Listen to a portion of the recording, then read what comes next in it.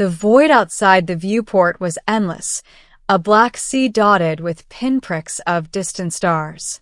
The ship had drifted silently for decades, its hull scarred and burned from unknown battles. I had stumbled upon it during a routine survey mission in the uncharted sectors of the Xerath expanse. At first, the automated logs called it the Oblivion Star, a derelict vessel without registry or owner. My curiosity had outweighed my caution. Ships this old rarely carried life. They were usually tombs or floating scrap heaps. I docked my small scout vessel against the hull, the metal groaning under the pressure of my clamps. As I stepped inside, my boots echoed through corridors layered in dust and the smell of ozone and burnt circuits. The lights flickered weakly as I passed, and every room seemed frozen in time.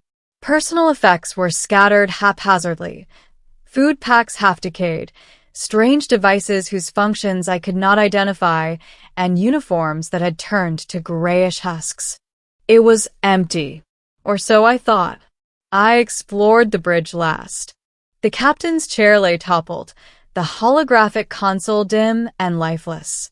A fine layer of dust coated everything, except for the strange shimmer of a single-chamber door at the far end. It was locked with an old biometric panel, but there was no sign of struggle, no indication that anyone had been here recently. I pried the panel open with my multi-tool, expecting nothing. The door hissed open, revealing a circular chamber bathed in an ethereal blue light. A faint hum filled the room, vibrating through the soles of my boots. And then I saw her. She was sleeping, or at least appeared to be. A woman lay on a platform in the center of the chamber, her hair the color of starlight, flowing over the edges like liquid silver. Her skin shimmered faintly, and her chest rose and fell with a steady rhythm. Something about her made the hairs on my arms stand. She wasn't human. Not entirely. Her features were too symmetrical, too perfect, and there was a resonance to her presence that suggested authority, dominance. My comms buzzed faintly. I ignored it. For a moment, the universe had narrowed to this single figure. The Empress. That was the only word that came to my mind. I did not know why I thought it, but it felt right. Somewhere deep in my instinct, I understood that she was the reason this ship had been abandoned. The reason no one had dared approach it. Curiosity overcame caution. I stepped closer, and the hum of the chamber intensified. My hand brushed against the platform railing, and the Empress's eyes snapped open. They were liquid gold, and they fixed on me with an intensity that froze my soul. I stumbled backward. She said nothing, yet I heard her words in my mind. "You have awoken me. You are chosen." I tried to speak, but my voice caught in my throat. The air seemed charged with energy, and my neural implant tingled in response, translating her thoughts into something I could comprehend. She stood gracefully, every movement precise and calculated. Her gaze never left mine. "You are human," she said, finally speaking aloud. Her voice was like glass and fire combined, melodic and terrifying. I did not expect one to survive the drift. I was surveying, I stammered. I didn't know anyone was here. She tilted her head, examining me as though I were both insignificant and essential. "No one has been here for 50 cycles. Perhaps it is fortunate." "What happened to the crew?" I asked cautiously. She did not answer at first. Instead, she gestured to the corridor behind me. Images flickered across the walls, holographic records of battles, of planets conquered and lost, of stars that had been erased. And then, the scene stopped at the final battle. The ship was surrounded by unknown warships, their weapons cutting through the hull in flashes of energy. The crew had evacuated, or perhaps perished, but the Empress herself had remained. "I remained," she said, her voice distant now. almost melancholic, because the galaxy had not yet earned my return. I wanted to ask more, to understand why she had been left alone, but a sudden dizziness overcame me. The last thing I remembered before darkness took me was the warmth of her hand brushing mine. I awoke to find myself not on my scout vessel, but in a chamber that was both familiar and alien. The walls glowed softly, and the hum of the ship vibrated through my chest. The Empress was there, sitting beside me. Her expression was unreadable, but the intensity in her eyes had not faded. "You survived the dream," she said. "Few do. You are tethered to me now." Tethered. I croaked. My throat was dry, and I felt an odd sensation in my chest, as if my heartbeat were synchronized with hers. Yes. It is not by choice alone. The ship selects its guardians. You have passed its trial. I wanted to protest, to demand an explanation, but my body felt sluggish, almost as if it no longer entirely belonged to me. She stood and extended her hand. "Come," she commanded, and I followed. The corridors were different now. The decay had vanished. Lights burned bright, walls polished to perfection. Holograms flickered with activity, crew members that were not there, functioning and alive in the simulation the ship now projected. And all around, I felt the pulse of something greater, a consciousness that spanned the entire vessel, intertwining her mind with its systems. "Why are you here?" I asked, my voice steadier now. "To awaken me," she said. "And in doing so, to awaken yourself. This ship is not merely a vessel. It is a legacy. I am a bridge between empires, a keeper of knowledge, and you are now its guardian." I blinked, trying to grasp the magnitude of her words. "I don't even know your name." "I am Empress Celira," she said. "And you, human, are the one who will carry the memory of what has passed. The ship chose you because it sensed your resilience and your willingness to face the unknown. The day, or what passed for day in the endless vacuum outside, stretched into hours. She guided me through the ship, showing me rooms filled with archives, armories, and chambers that defied physics. One room had water floating as spheres, controlled by magnetic fields. Another had a garden of luminescent plants that thrived without soil. Everywhere I looked, I realized the ship was alive, a sentient organism that had absorbed the Empress's will. At some point, exhaustion overtook me. I fell asleep in one of the observation lounges, and when I woke, she was beside me. But this time, there was no distance between us. "You dreamt," she said softly, "and in dreams, truths are revealed. You saw what the galaxy would become if the wrong hands claimed this vessel." I don't remember," I muttered, feeling the hazy remnants of a vision lingering at the edge of my mind.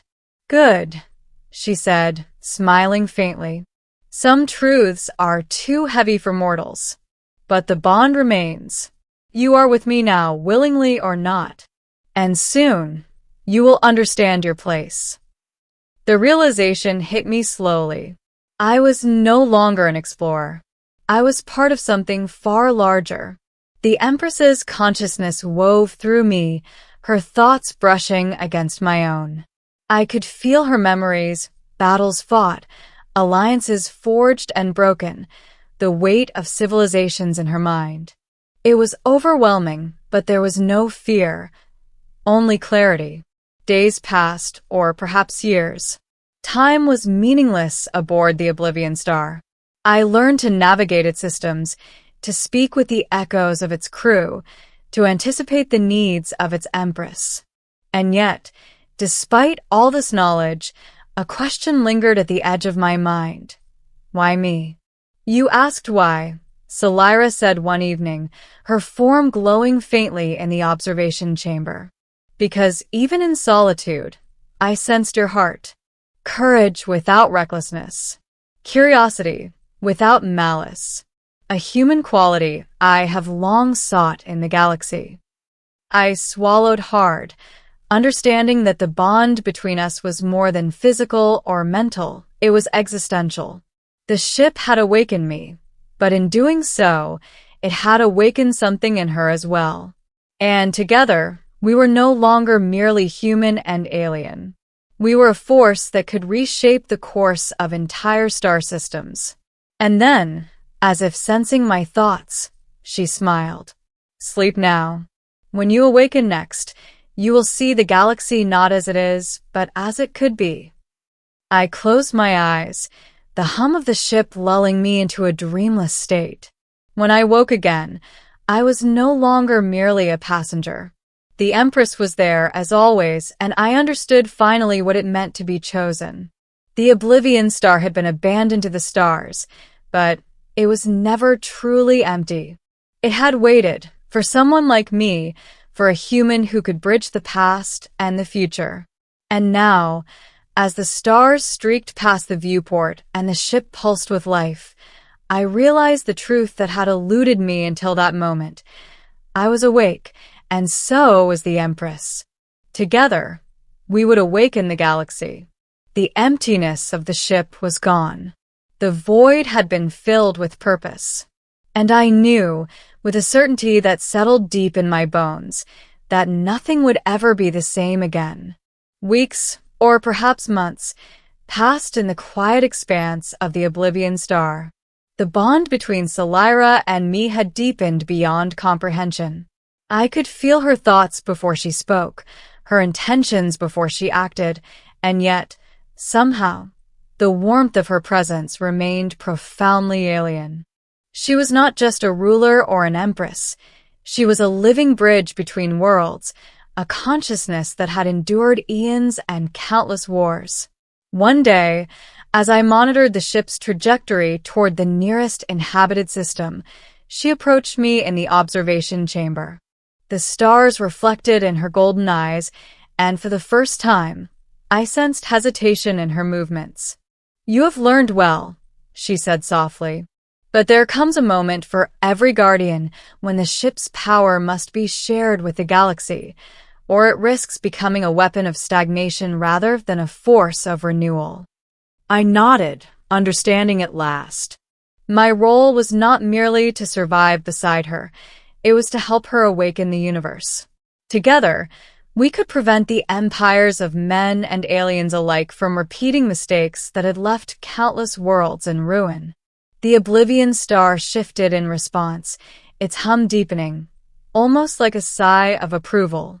Its systems, once silent for decades, now pulsed with life, and I realized we were no longer alone in purpose. The ship had not been empty, it had been waiting for someone to carry its mission. Celira extended her hand. "Are you ready?" she asked, her voice both tender and commanding. I took it without hesitation. As my hand touched hers, a surge of energy rippled through me. Memories, knowledge, and visions of countless civilizations flowed into my mind. I felt the galaxy opening before me. Every star, every planet, every life connected through the Oblivion Star and through Celira. "We awaken it together," she whispered. And in that moment, the Empress and I were no longer two beings from different worlds. We were a single force, a living testament to hope, to survival, and to the power of discovery. The emptiness that had haunted the ship for decades dissolved, replaced by the potential of a galaxy poised for rebirth. As the stars stretched into streams of light outside the viewport, I realized something I had never expected. The abandoned ship had never truly been empty. It had waited, not for war, not for conquest, but for us. For a human who dared, and an empress who endured. And together, we would ensure that the galaxy would never be empty again. The Oblivion Star shone brighter than any star in the sky, a beacon of life, knowledge, and endless possibility. And as I stood beside the Empress, I knew one undeniable truth. Waking up with her had not just changed my fate, It had changed the fate of everything.